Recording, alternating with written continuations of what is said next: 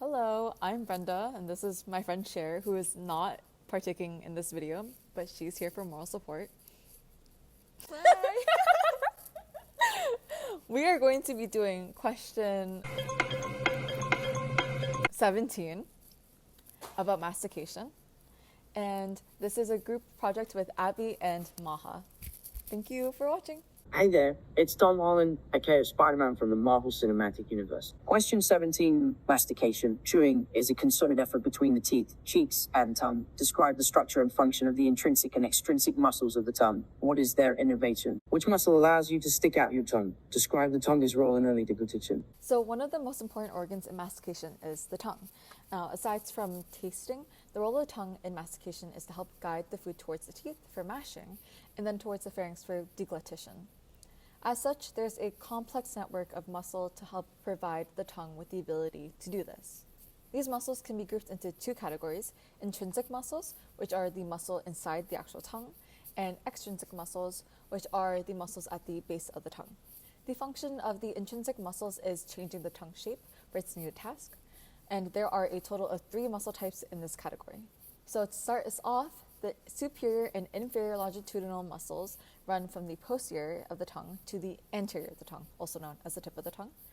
And the superior muscles are present in a layer right under the epithelium of the tongue, while the inferior muscles are like 2 sticks on either side of the median septum, which is what divides our tongue into 2 little halves. These muscles allow for the curling of the tongue with contraction. Right under the superior longitudinal muscles are the vertical muscles. These muscles run superior to inferior of the tongue, so up and down, and they are also present in a layer like the superior longitudinal muscles. These exist because with contraction, the tongue will flatten. Under the vertical muscle, but right above the median septum, is another layer of muscles, but this time they're transverse muscles. They run from the lateral to the median of the tongue, and if you contract these muscles, they can make your tongue more narrow. Extrinsic muscles allow the tongue to move around the actual oral cavity. There are 4 in total, and they attach the base of the tongue to the skull. The first muscle we're going to address is the platoglossus. This muscle attaches the soft palate to the tongue and works to elevate the tongue when contracted. After this is the styloglossus muscle, which attaches the tongue to the styloid bone. Since this muscle is above the tongue, contraction also helps to elevate it, just like the platoglossus, and this is helpful for guiding the masticated food into our pharynx. The hyoglossus muscle attaches to the hyoid bone. However, this is special because the hyoid bone is not attached to any other bone. Instead, it's held in place by only its attached muscles. Contraction of the hyoglossus will depress the tongue. And finally, the genioglossus is found at the anterior part of the mandible, otherwise known as our chin, and its contraction allows for the tongue to go back and forth in the oral cavity. Now, considering that the tongue is mainly comprised of muscle, illnesses affecting muscle will cause issues with mastication. For example, dyskinesia and dystonia affect the ability to move the muscles in the jaw and face. Dyskinesia specifically causes involuntary movement.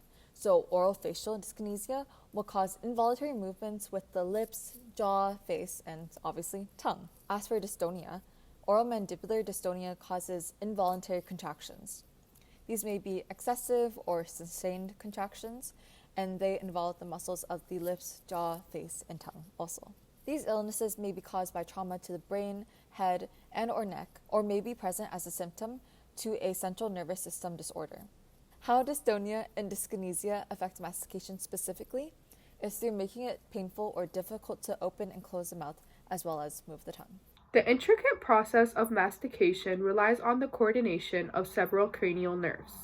Among these, the hypoglossal nerve, also known as cranial nerve 12, plays a pivotal role in innervating both extrinsic and intrinsic muscles of the tongue.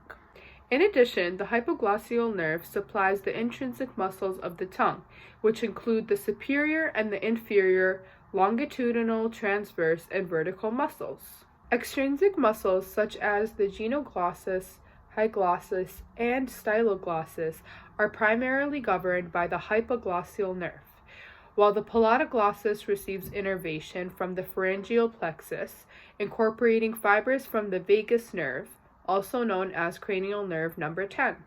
Collectively, this complex network of nerves and muscles enables precise motor control and functionality of the tongue during the act of mastication.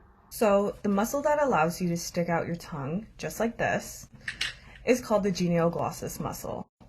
This structure is in the mandible and is inserted on the undersurface of the tongue and the hyoid bone. Now, deglutition is facilitated by the secretion of saliva and mucus and involves the mouth, pharynx, and esophagus. It is used for normal eating and swallowing and is described into 3 stages: oral, pharyngeal, and esophageal. The tongue plays a crucial role in early deglutition, and this phase happens in oral stage. During this stage, the tongue helps to shape the bolus of food or liquid into a compact mass, which is then moved to the back of the mouth for swallowing. The muscles of the tongue compress the bolus against the hard palate, creating a tight ball that can move towards the pharynx. This movement is achieved through the coordinated contraction of various tongue muscles, including the genioglossus, the hyoglossus, the styloglossus, and the palatoglossus. The tongue also helps to create a seal at the front of the mouth, preventing food or liquid from spilling out. This allows the individual to take a breath before swallowing, which is important for maintaining an open airway during the swallowing process. Therefore, without the tongue's involvement, the swallowing process would be much less efficient and would likely result in aspiration or choking. In conclusion, we have delved into the intricate workings of the tongue by exploring the roles and functions of both intrinsic and extrinsic muscles. We have also discussed the innervation of these muscles, highlighting the importance of the genioglossus muscle extending our tongue.